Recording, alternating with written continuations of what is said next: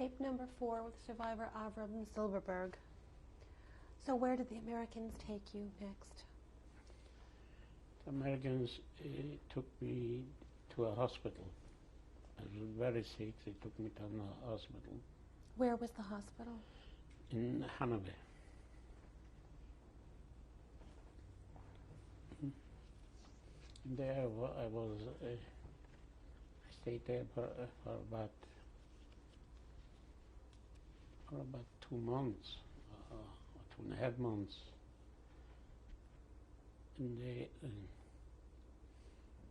And from there we went to, the Red Cross took us to Sweden. And I would like also to mention this, that I was very sick, so one evening they decided that I died already in the hospital. So they put me already in the room, in the basement there, like morgue. They put me there, and I was laying there, and by miracle, one of my friends, he was busy, so he told this Neufeld to go to visit me. So when he came to the hospital and he asked about me, they told him he died. So he said, I want to see him. So they let him go in this room. So he realized that I'm still alive.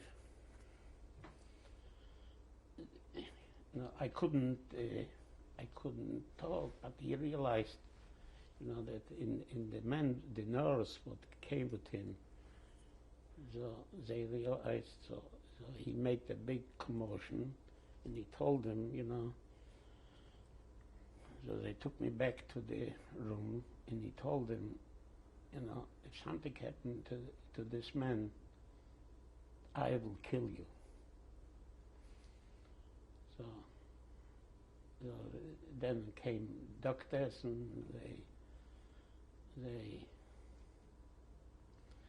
they gave me some injections, and I survived.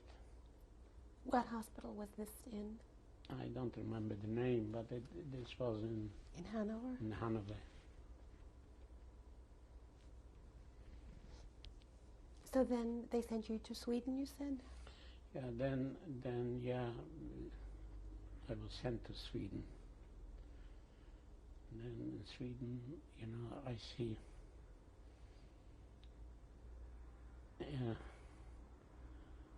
I would like to tell the story, When we were in the camp before after we were liberated, they gave us food, They gave us food, and we started to live like normal. So we were there like 120, 125 survivors, and this German was there. He was healthy, strong. So he was busy with, with organizing this whole thing. So we told to an officer from the American Army, we told him, you see this guy, he by himself with his hand, he killed about 8 people. So he said, oh, he killed 8 people. So everybody started to scream, kill him, to the officer. So he took out the gun, and he said, in America we don't kill so fast. if you want to kill him, he walked around with the gun. He said, take it, kill. There was not one should take the gun. This was, like a day or 2 days after the liberation. Nobody had I cannot explain, but nobody had the guts to kill, to take the gun and kill.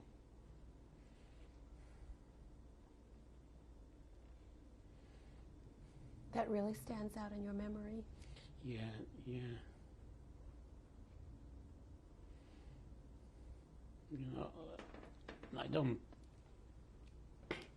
I don't think about this, but it came, like opening the floodgates. I remind myself this. How long were you in Sweden? In Sweden, I was from like July 45 till November 47. And what did you do in Sweden? In Sweden, I was in hospitals, in convalescent homes, recuperation homes. And I recuperated. I became a regular young man. And when did you find out, and how did you find out about the fate of everybody in your family? We wrote letters to the Red Cross, to the organizations. My younger brother, I didn't even look for him. I looked for the middle brother and for cousins, And he usually came back answers, that sorry, we don't know, but if we will find, we will let you know.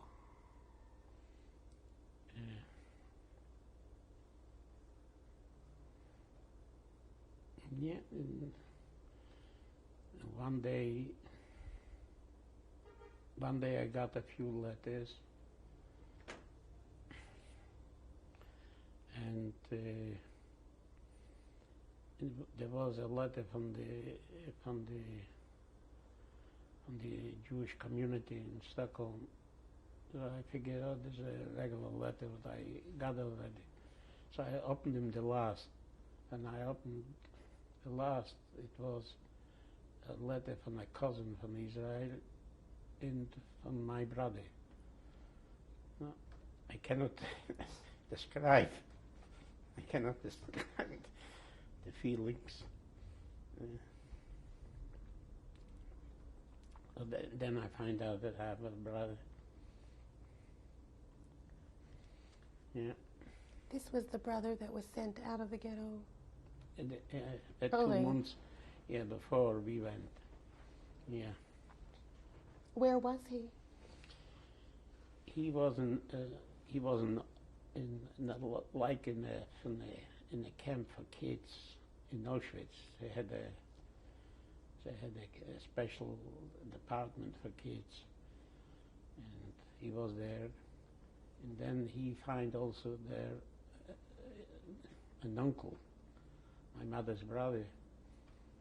So, and he was working something, bringing the food from the kitchen to the camps. So he helped out my brother with some food.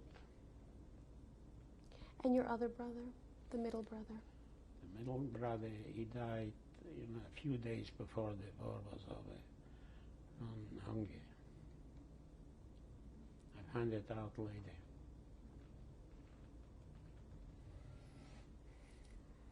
So here you are, you were in Sweden, back to health.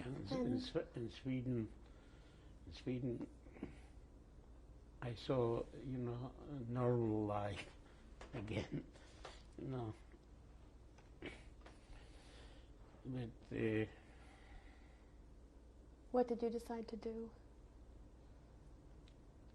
First I wanted to recuperate, Uh-huh. and to start to build a new life. It took me till I recuperated. It took a nice few months. Yeah, and I used to gain a pound a day, or more. Yeah, and then I met my ex-girlfriend, and yeah, we went out, and then she left for Cuba. And I followed her to Cuba. How did you get to Cuba? Her uncle sent me a ticket to Cuba with a visa, and I went to Cuba in like October '47. I left Sweden for Cuba. When did you get married? We got married in February, 29th of February, Leap year. 48. In where did you get married? In Havana. And what did you do in Cuba? In Cuba, I learned for a watchmaker, and I worked by this a few months repairing watches. And then I started I had to look, immigrant couldn't work.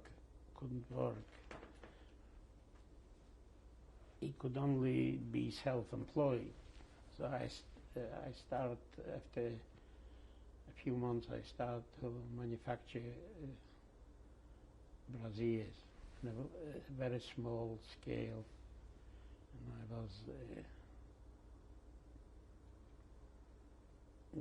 I was imitating, import braziers, and I was making it. What was the most difficult thing for you at that time? The most, how to make a living, how to make to produce, to be independent. Did anybody ask you about what you had lived through? Did anybody talk to you about the war? It was already known when this time. I remember once in Sweden, some people told the story what happened with these injections to Swedish people, and they couldn't believe it. So they said they would like. They told this happened to me, so they said they would like to see this person, listen. So they took me there. We were invited for dinner, and they asked me to tell them this story. So they got convinced that it could have happened. But in Cuba, when you were living there, was anybody interested? In Cuba, short stories. They ask short stories because it was already in the papers, and we didn't feel to talk about this because it was too tragic.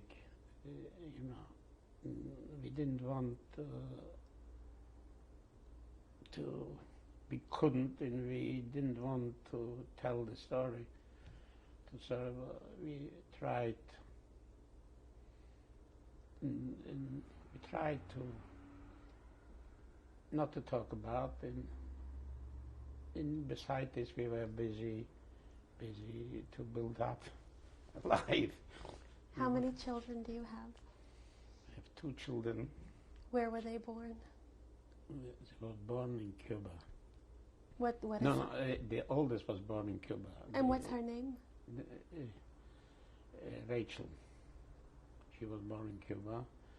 And then the youngest was born in Miami. So when did you leave? 1960. So when did you leave Cuba?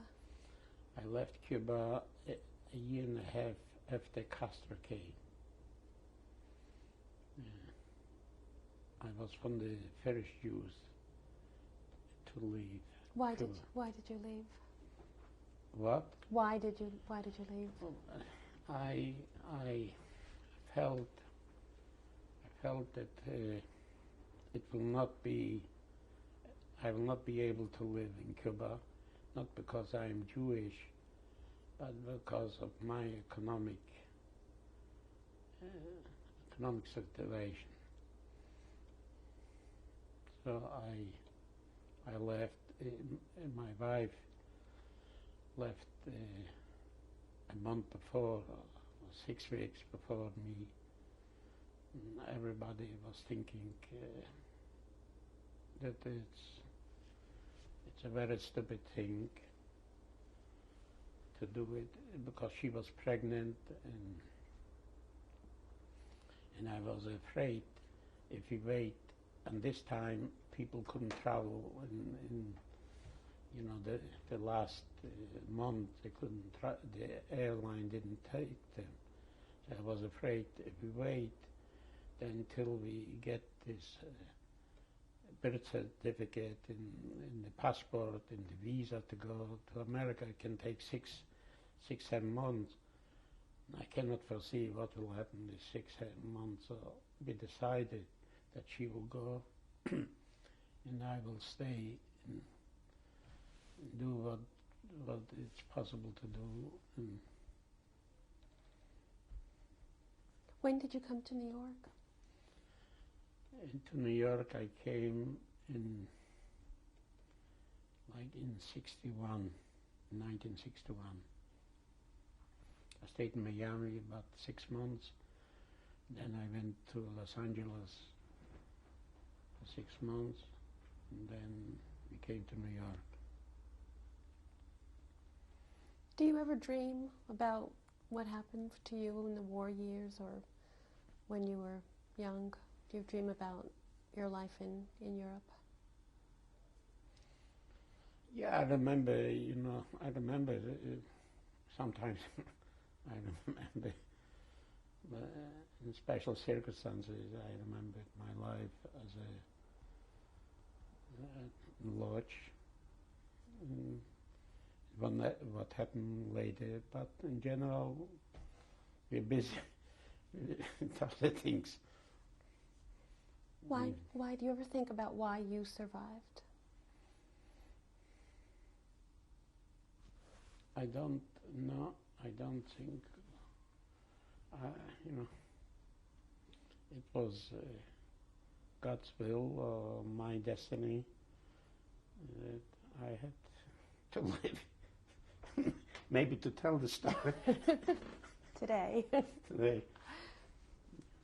You believe in God, Mr. Zylberberg?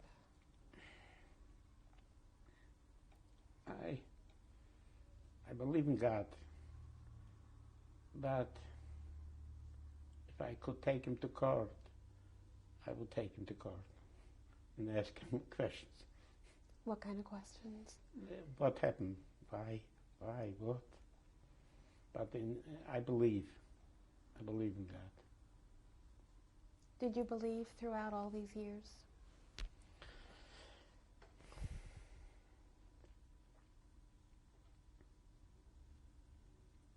I think, if I believe, because it cannot be proved that there is no God. So I believe there is a God, but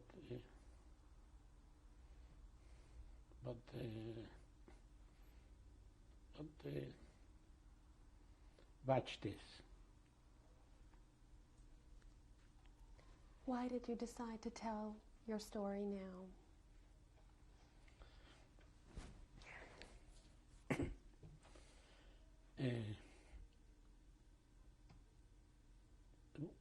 For personal reasons, I want it should be for my grandchildren or great grandchildren some story, and also being that there is some revisionists would try to say no, the Holocaust is not true. So I feel I should tell what happened as a witness. After everything you lived through, if you could give a message to your grandchildren and your great-grandchildren or to the world, what would you say?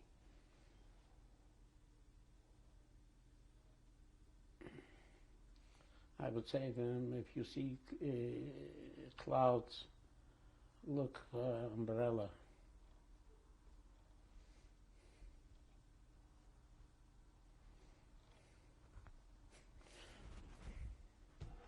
I hope they will understand, they will know. Thank you very much for sharing your story with us. Thank you to listening. Thank you very much. You're welcome. Thank you. Would you like to introduce this lady? Yeah, this lady is my ex-girlfriend, and I married with her 49 years ago. This month will be 49 years.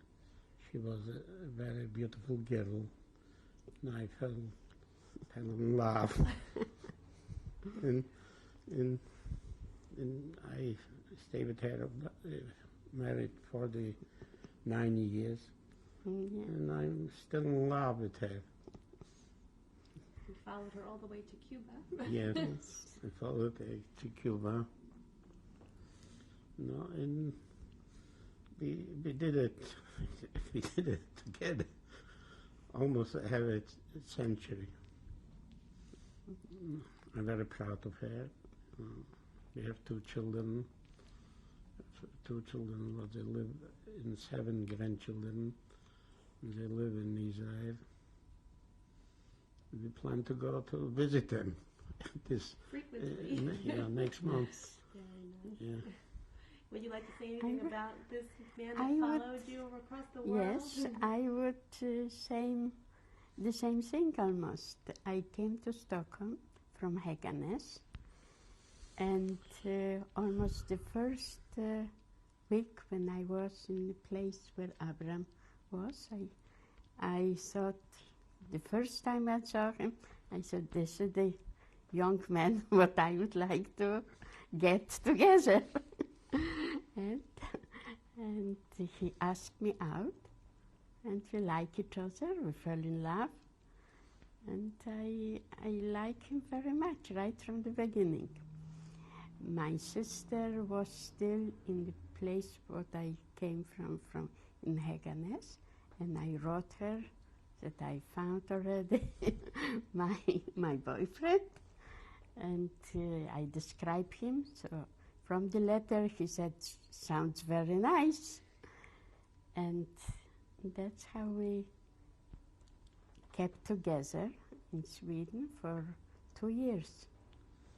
Then my visa came, and my sister's visa came to go to Cuba. So we had to go to Cuba, but with the condition that he will follow. And that's how it was.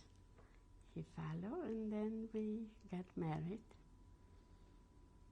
and the rest we will say. Yes, The wedding was a very small wedding. We had to look in the street to bring in another 1 or 2 people to have a minyan for the Sheva Bruches.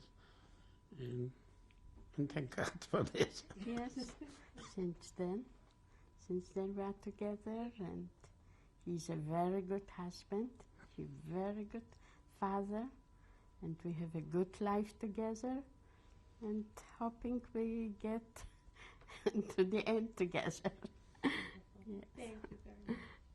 Thank you. Welcome.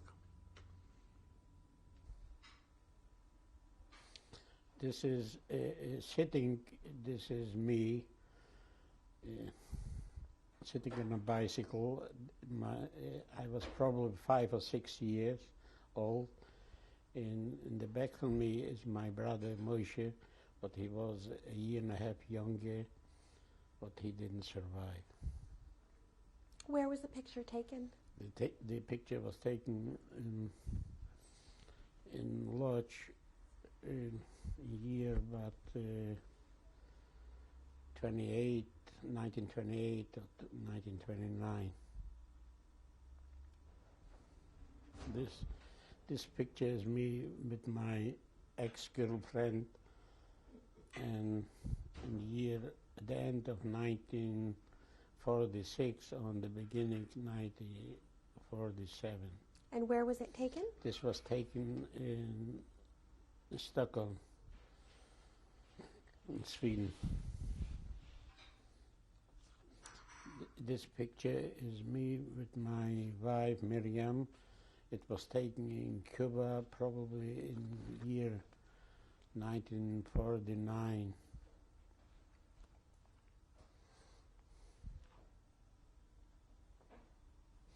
This is my daughter Ruti, with her 4 children, and my sister-in-law Tielsa. It was taken in Israel in year